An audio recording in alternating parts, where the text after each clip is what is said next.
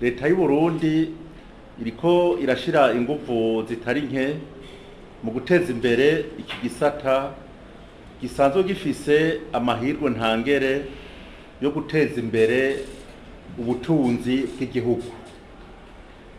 Ni muri iyo ntumbero nyene umugambi ngenderwako w'iterambere ry'u Burundi 2018 gushika 2027 utegekanya gutera intege ibijanye n'ubukerarugendo mu gukingira ibidukikije be no gukundisha ba mukerarugendo ibihingurirwa mu Burundi.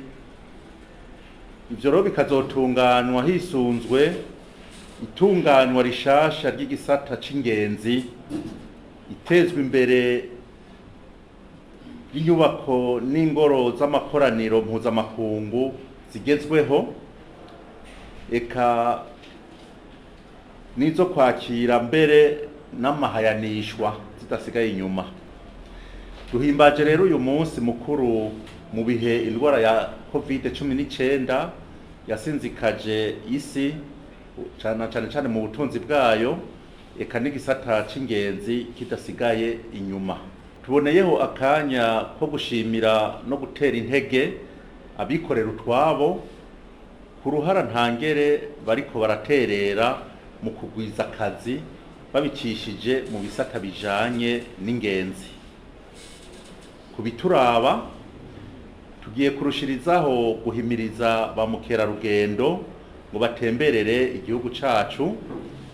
Ivyo bikazoca mu kurata ibihingurirwa mu gihugu, tutibagiye guteza imbere ubuhinga mu gutunganya gushasha igisata c'ingenzi no gukarihiriza ubwenge abakozi bo muri ico gisata, guha amahoteri bijya twita inyenyeri, ukubaka ingoro z'amakoraniro mpuzamakungu ndetse no gutunganya gushasha ibibanza vy'iratiro. Twashaka dusubire kwemeza ko leta y'u Burundi ataco